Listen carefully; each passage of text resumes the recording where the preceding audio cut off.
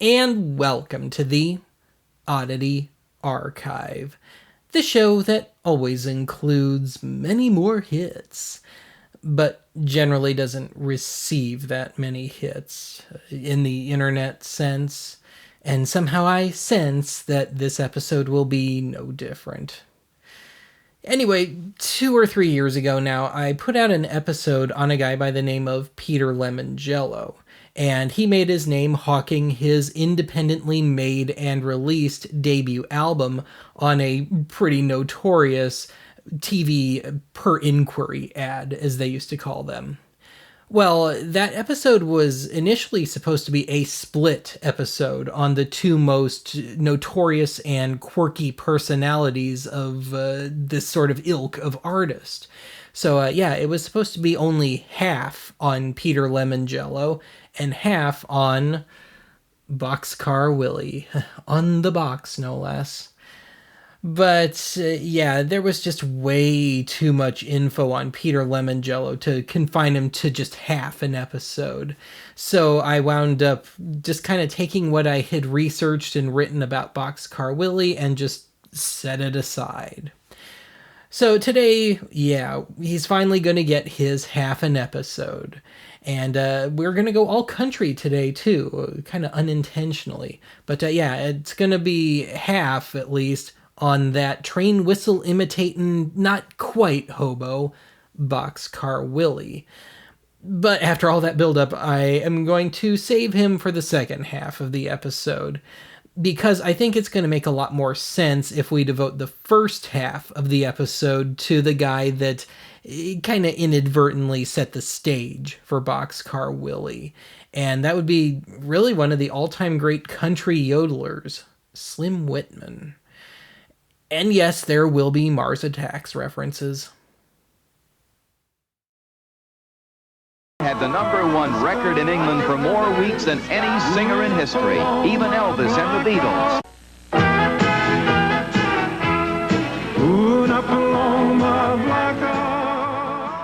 Out of all the artists whose greatest notoriety came from hawking their albums on TV, country singer slash yodeler Otis Dewey Slim Whitman was the only one that ever had any, real hits. Slim Whitman made a name for himself in 1952 with a pair of top 10 country hits, Love Song of the Waterfall and Indian Love Call, the latter of which also landed in the pop top 10. Of course, Indian Love Call got a second life in 1996 thanks to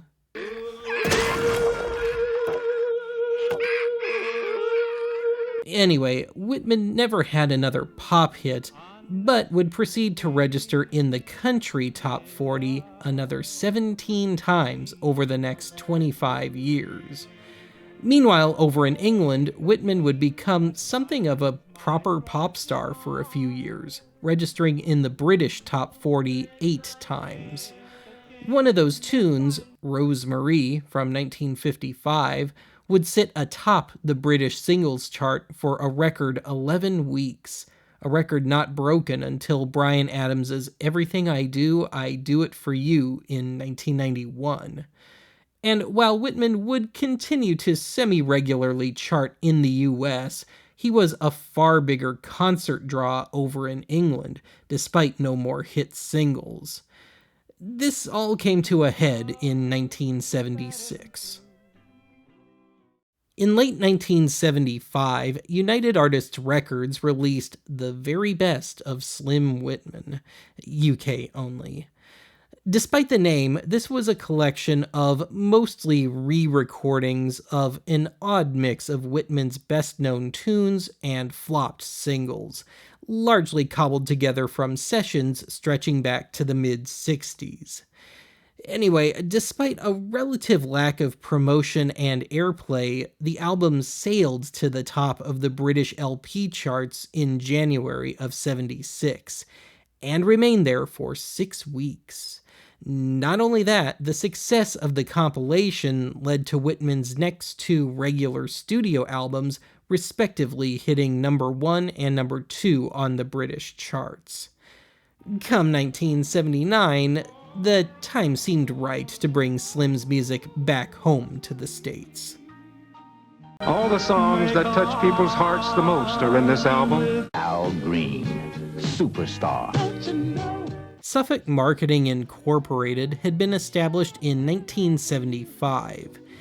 In their first few years of existence, Suffolk had largely been taking the safe bet by releasing compilation albums of alternately then still hitmakers like Al Green and Freddie Fender, and old favorites of the, if you will, beautiful music ilk, a la Mitch Miller and Guy Lombardo.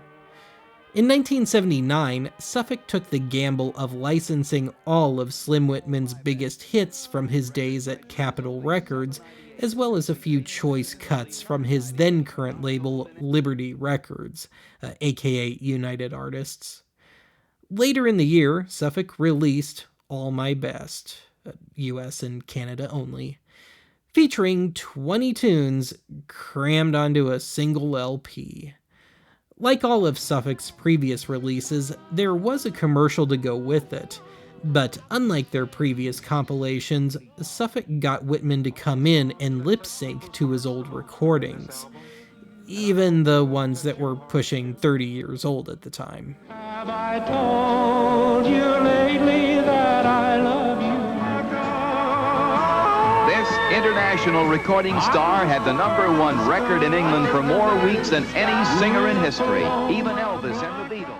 I think the notoriety of the All My Best ad is largely two-pronged. One, it takes itself far too seriously. Whitman seems to be trying to appear wistful by constantly looking upward, and his awkwardly inserted mini sales pitch is overly earnest. Two, Whitman's vocal stylings were so indebted to not just pre-rock, but pre-war country music that it must have sounded absolutely alien to younger listeners, especially given that classic country radio wasn't really a thing yet, and Whitman's one pop hit was confined to just the occasional spin on the then waning beautiful music format. In spite of this, thanks to regular airings on UHF and cable TV, especially WTBS, older listeners were reintroduced to Whitman's music. More open-minded younger listeners were given an additional alternative to the more popular stuff of the time, and of course provided other listeners with a convenient gag gift. But between the three, the album proved to be Suffolk's biggest success to date. Last year, 1,400,000 TV viewers ordered this man's albums and tapes. According to a Billboard article I found, All My Best, referred to generically as Slim Whitman's greatest hits, moved 1.4 million copies in its first 2 years or so on the market, corroborated by a claim on a later Whitman record offer ad. In spite of its success, to the best of my research, All My Best failed to register on any charts in the US or Canada, and as best as I can gather, was never certified platinum for 1 million copies, or even gold for 500,000 copies. But regardless of sales, the visibility boost put Whitman back on the map as a concert draw, reportedly causing his regular performance fee to go up more than tenfold within a year. Granted, unlike in England, Whitman still had to usually hitch his wagon to a festival, with several other artists on the bill. In the aftermath of All My Best, Whitman appeared on The Tonight Show, an early episode of Late Night with David Letterman, and appeared as the musical guest on the Christmas episode of Tush. See the TBS Networkisms episode. Each time well aware and seemingly at peace with the fact that his ads and music were seen as camp in some circles. I also found an especially amusing 1985 ad for St. Louis rock radio station KSHE, or KSHE, in which Whitman plays along with his music decidedly not getting played on KSHE.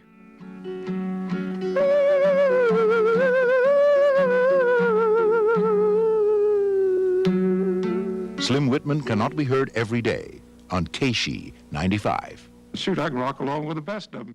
Sit by my side if you love me.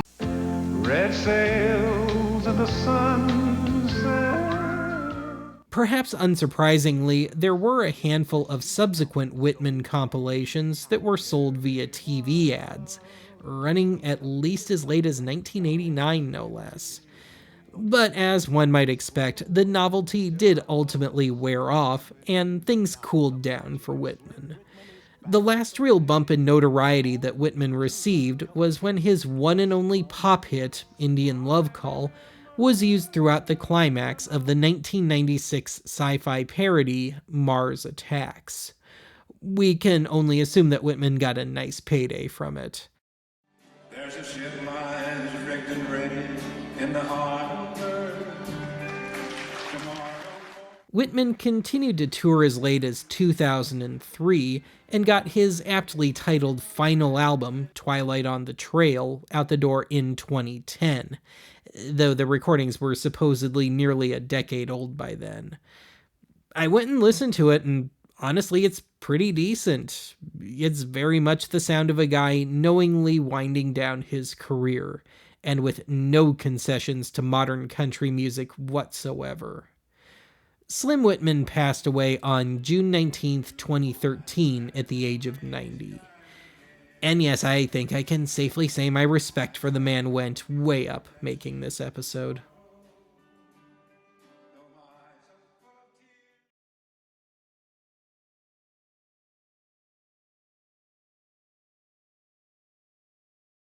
Here is all the magic of Boxcar Willie captured in this exclusive television offer. From out of the American West comes country's king of the road, Boxcar Willie. Alright, let's move on to the guy I consider to be the most significant of the TV record offer stars, and yes, even more so than Peter Lemongello. That would be the late Liesl Travis Martin, aka Boxcar Willie. Contrary to what his infamous commercials would suggest, Martin was never a hobo. Martin had been a flight engineer in the Air Force during the Korean War, kept at it after the war, and flew on a semi-regular basis as well. Then, once his pension filled up, Martin retired from the Air Force. During his years in the service, he'd had an interest in being an entertainer and songwriter. Indeed, Boxcar Willie was actually a song he had written in the 50s about a railroad hobo that he had seen one day that happened to resemble someone on his flight crew. Oh yeah, and Martin had already gotten one seemingly self-released album of all original material out the door in 1958, under the name Marty Martin. Actually, I liked it better than any of the later proper Boxcar Willie stuff.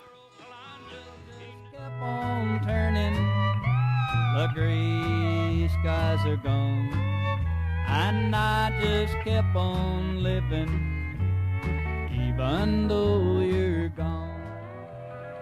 In 1976, Martin retired from the Air Force and almost immediately decided to reinvent himself. On record, he resumed his ambitions as a serious country singer-songwriter, and on stage as a singing comedian. In the process, Martin assumed the persona of the Boxcar Willie character he'd sung about in the late 50s. By the end of the year, the first proper Boxcar Willie album was self-released. And I would go out and tell all these jokes, and I did very little singing. And a guy came up and just kept poking me around with his finger like that right there. And he said, I say, we wanted a bloody comedian. We'd hired a bloody comedian. We want some country music. And it's just like somebody slapped me in the face because they came to hear country music. And here I'm out there trying to be at Bob Hope or Red Skelton. According to, henceforth, Boxcar Willie, he had landed a series of gigs in England at one point, where his shtick was coolly received. One night after a show, an audience member came up to him saying that no one wanted to hear his corny jokes, just play some music. But the thing is, on stage, the handful of songs that Box, as he liked to call himself, performed were mostly early country standards, not his originals. As an experiment, Box reversed the structure of his show, mostly his early country covers and only a few jokes. This time it went over spectacularly well. So much so that England became far and away his most common place to perform.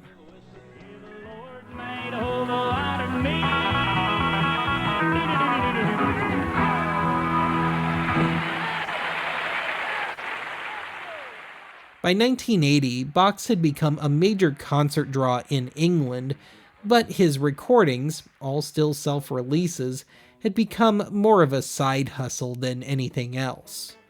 By this point, Box had gotten 4 albums out the door, but they'd grown rather schizophrenic in nature. 2 were all or nearly all originals, 1 was all covers, and 1 was a hodgepodge. Sometimes trying to sell his quasi-hobo persona, sometimes trying to be a serious, credible country artist. I can only guess, but I think by this point Box was ready to go all in on the hobo persona, both on stage and on record. Album number 5 was to be an effective consolidation of his live act. Boxcar Willie, the serious singer-songwriter, was to go on hold for a while. This remarkable recording star makes country music irresistibly appealing for millions of fans everywhere. And now, by special arrangement, we present the album that's won a gold record award in England and is sweeping America. I watched and read every interview with Boxcar Willie I could find, and not a single one discusses how his ever-notorious ads came to be. If I had to guess, I would say that the folks at Suffolk Marketing, remember them, saw how well their Slim Whitman set had done, and not to mention Whitman's continued UK success, saw that Box had been making a name for himself overseas, and decided to cash in on his British success and break him into the US market all in one shot.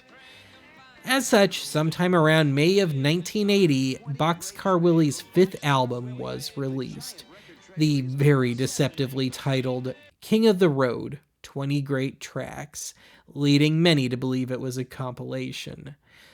Anyway, King of the Road was indeed a 100% newly recorded set, 17 covers and 3 originals crammed onto one LP, unless you were in Canada. This remarkable recording star makes country music irresistibly appealing. If the Slim Whitman ad was a bit too wistful and serious for its own good, the King of the Road ad was an all-out, willful cheese fest, with Box hamming it up for the camera in spectacular fashion over some gloriously tacky graphics. Over in England, thanks to the newfound distribution deal he'd inked with Warwick Records, effectively England's answer to Suffolk Marketing, King of the Road sailed to number 5 on the British charts and went gold, 100,000 copies in England. All this despite having absolutely nothing even remotely resembling a hit single. Here in the States, it didn't fare quite as well. In spite of the ad's constant airings on UHF stations and cable TV, King of the Road took about a year to chart, ultimately only registering on the country chart, peaking at number 54. Having said that, by August of 1981, King of the Road moved some 1 million copies worldwide. That was more than enough for startup label Main Street to sign Box to a record deal, and of course Box promptly went to work on album number 6, and this one actually became a moderate country hit. The album, with no ad attached, was called Last Train to Heaven. It hit number 27 on the country album chart, and its lead single, a cover of John Loudermilk's Bad News, found its way to number 36 on the Billboard Country Singles chart, or number 25 on the Cashbox chart.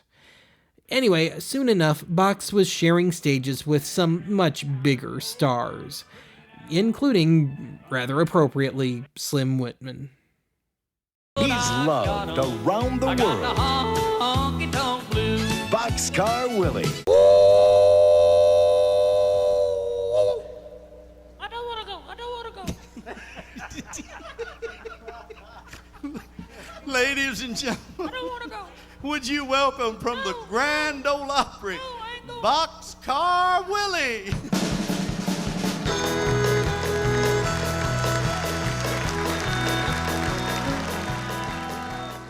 Given the more pop-oriented direction country music was going in at the time, as one would expect, country radio didn't take to Boxcar Willie for the most part. And as the TV ads wound down, so did his sales. But Box saw the future, and that future was Branson, Missouri. Box became one of the first artists to settle in Branson, arriving in 1985 and opening his own theater soon thereafter. Box continued to perform at his theater on a regular basis for the next 11 years and continued to record, even starting to do the TV record offer thing again periodically. By the time his final TV record offer came around in 1991, which ran for a solid 3 years no less, he had racked up 14 gold records, scattered throughout Europe. In 1996, Box was diagnosed with leukemia. His performance schedule slowed drastically and stopped entirely in 1998. Boxcar Willie died in Branson on April 12, 1999, at the age of 67. Several years ago, for example, I didn't have a band, just me and this guitar. And I had to do all my own driving from town to town, state to state. So in order to stay awake at night, plus keep myself amused, I put a great big loudspeaker out on the front of my car. And I hooked it up to a microphone and an amplifier. Boy, I could drive down the freeway blowing that train whistle.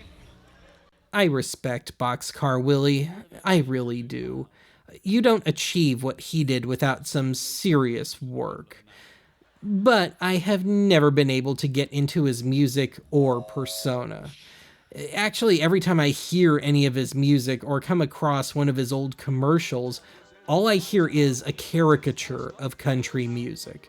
You know, all the cliches rolled into one. And most of all, for someone who supposedly wanted to bring back the country music of the 1920s and 30s, it seems more like artificially sweetened nostalgia to me. Oddly enough, for that reason, I think that's why he caught on in England, especially pre-internet.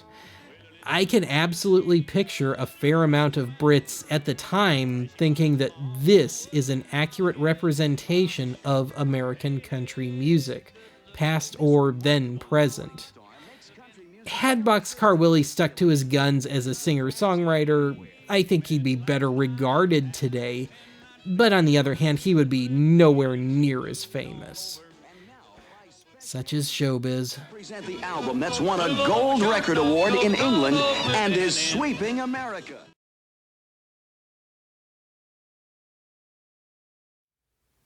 Well, that's it for today's archive. Join me next time when I continue to try and work out this whole yodeling thing. I've just about given up on the train whistle thing, though.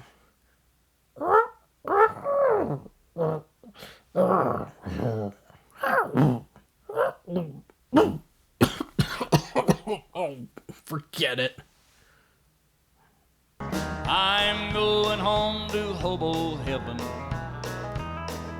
where I can watch the lights of Dallas glow. Gonna lay down in the green grass on the hillside, let that blue sky clear my troubled mind.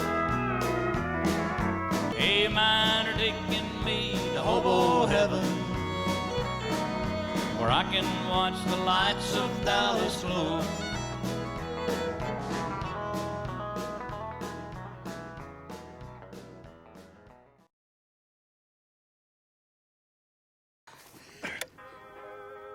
that on